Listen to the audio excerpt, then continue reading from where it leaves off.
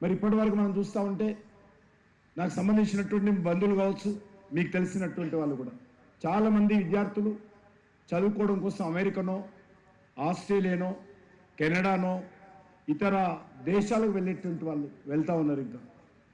కానీ ఈరోజు పరిస్థితి మారాల్సినటువంటి అవసరం ఉంది. మన విద్యార్థులు ఎవరు కూడా ఇతర దేశాలకు వెళ్ళి చదువుకోవాల్సినటువంటి అవసరం లేదు. ఇతర దేశాలకు పోటీపడే విధంగా మనం కూడా విద్యా వ్యవస్థను నిర్మాణం చేసుకొని ఆ రకమైనటువంటి అంతర్జాతీయ పరిణామాలకు అనుకూలంగా ఈరోజు మన యొక్క దేశంలో కూడా విద్యా సంస్థలు పెరుగుతూ ఉన్నాయి. ఈరోజు డాక్టర్ చదవడం కోసం ఇతర దేశాలకు వెళ్తూ ఉన్నారు. వచ్చిన తర్వాత మళ్ళీ మనం వాళ్ళకన్నీ నేర్పాల్సిన పరిస్థితి ఏర్పడింది. అందుకే ఈరోజు మన ప్రభుత్వం నిర్ణయించింది, దేశంలో అన్ని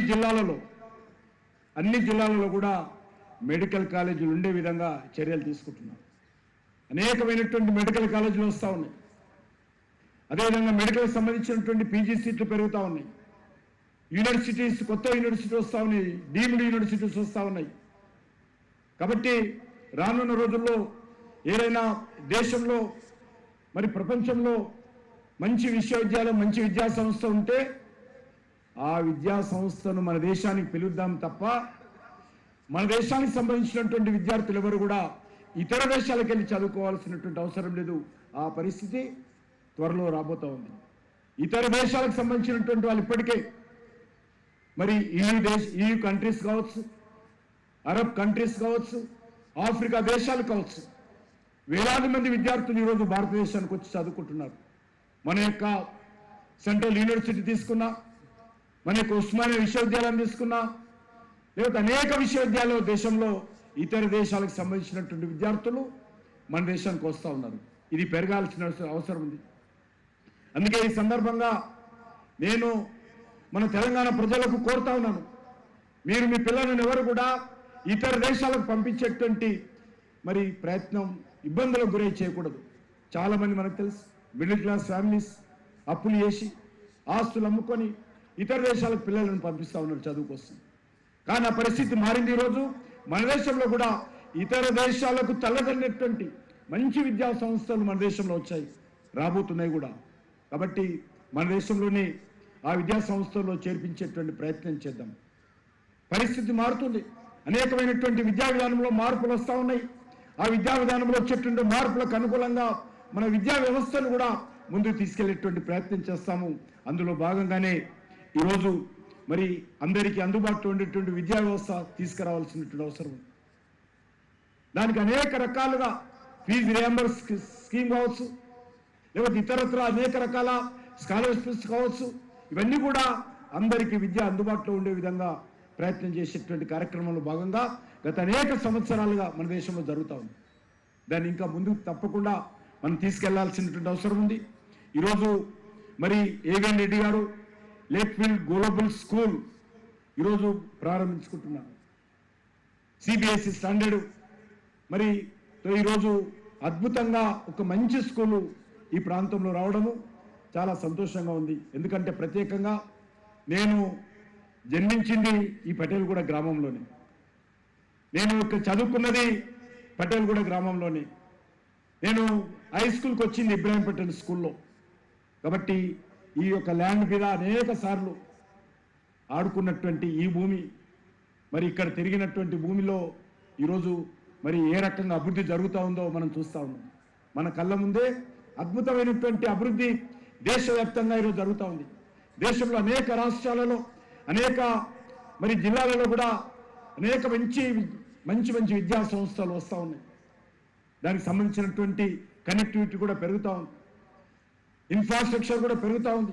మనకు తెలుసు, విద్యుత్ కోతలు ఉండేటువంటి దేశంలో ఈరోజు విద్యుత్ కోత లేనటువంటి ఒక న్యూ ఇండియా ఈరోజు నిర్మాణం జరిగింది. ఎందుకంటే నేను విద్యుత్ సంబంధించినటువంటి ప్రతిరోజు మానిటరింగ్ కూడా నాకు ఉంటుంది. ఎందుకంటే బొగ్గు ద్వారా 74% ఈరోజు విద్యుత్ దేశంలో ఉత్పత్తి జరుగుతూ ఉంది, 74%. కాబట్టి విద్యుత్ కోతలు ఉండకూడదు.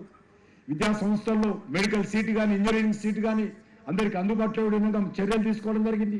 ఈరోజు దేశంలో ఎవరికైనా సరే ఈరోజు ఇంజనీరింగ్ సీట్లు లభిస్తూ ఉన్నాయి. కానీ నాణ్యమైనటువంటి విద్య ఈ యొక్క విద్యా సంస్థల్లో ఇంకా పెరగాల్సినటువంటి అవసరం ఉంది. అందుకే నేను ఏవిఎన్ రెడ్డి గారిని కోరుతా ఉన్నాను, రానున్న రోజుల్లో నాణ్యమైన విద్య మనం విద్యార్థులకు ఈ సమాజానికి అందించాలి. ఎందుకంటే ఈరోజు భారతదేశంలో అనేక రకాలుగా మార్పులు వస్తూ ఉన్నాయి, న్యూ టెక్నాలజీ వస్తూ ఉంది. ఈరోజు మన యూత్ ఎవరైతే ఉన్నారో ప్రపంచంలో అత్యధికమైనటువంటి జనాభా యూత్ పాపులేషన్ ఈరోజు ఇండియాలో ఉంది. ఏ దేశంలోకి వెళ్ళినా కూడా అభివృద్ధి చెందిన దేశాల్లో కూడా మన ఇండియన్ యూత్ ఆయా దేశాల్లో కీలక రంగాల్లో ఉన్నారు. తప్పకుండా రానున్న రోజుల్లో భారతదేశం యొక్క యువత తమ మేధస్సు ద్వారా ప్రపంచాన్ని శాసించేటువంటి పరిస్థితి మనం తీసుకురావాలి. ఆ దిశలోనే మరి అన్ని విద్యా సంస్థలు పనిచేసేటువంటి ఉపాధ్యాయులు మరి ప్రయత్నం చేయాలని చెప్పి నేను కోరుకుంటూ, నేను ఎక్కువ సమయం తీసుకోకుండా మరొకసారి గౌరవనీయులు ఏవిఎన్ రెడ్డి గారికి వారి జన్మదినోత్సవ సందర్భంగా హృదయపూర్వకమైనటువంటి శుభాకాంక్షలు తెలియజేస్తూ సెలవు తీసుకుంటున్నాను. భారత్ మాతా కీ జై.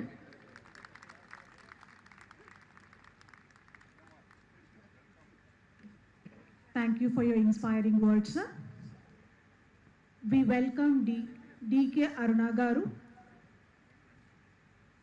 On behalf of AVN Lakefield Global School, we'll welcome you, ma'am.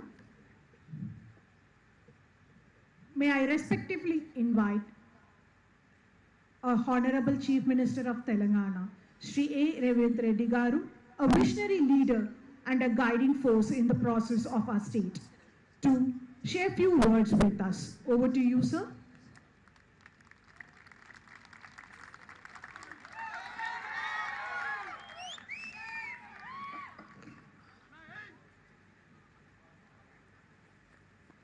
మిత్రులు,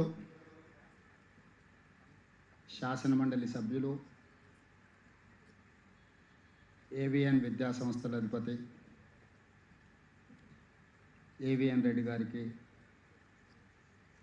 75వ జన్మదిన శుభాకాంక్షలు తెలియజేస్తూ, ఇబ్రహీంపట్నం శాసనసభ నియోజకవర్గ పరిధిలో ఒక అద్భుతమైన ఏవిఎన్ ఎడ్యుకేషనల్ క్యాంపస్ని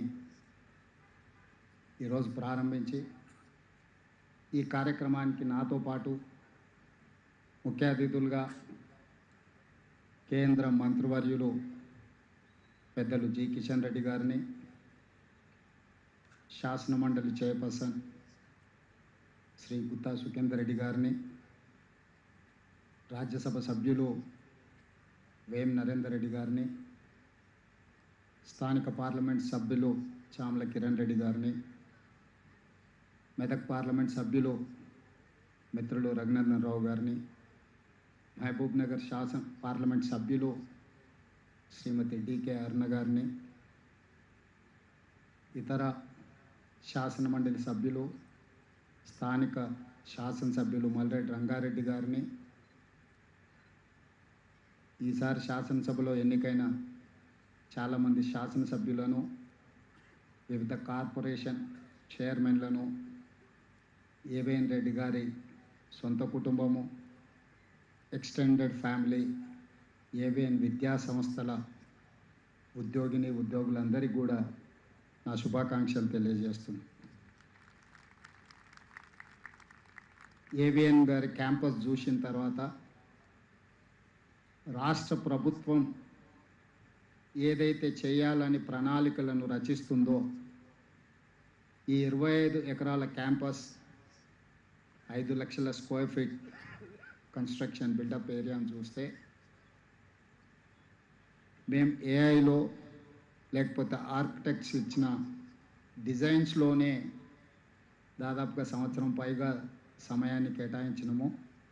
నాకు ముందే తెలిసి ఉన్నా, ముందే ఏవిఎన్ గారు చెప్పి ఉన్నా, మా ప్రభుత్వ ఉద్యోగులను ప్రధానంగా young India integrated residential schools ఏదైతే మేము డిజైన్ చేస్తున్నామో, ఎగ్జాక్ట్గా నా బ్రెయిన్ చైల్డ్ ఏదైతే ఉందో as it is where it is అన్నట్టుగా ఇక్కడ ఏవిఎన్ రెడ్డి గారు ఈ క్యాంపస్ని తీర్చిదిద్దారు.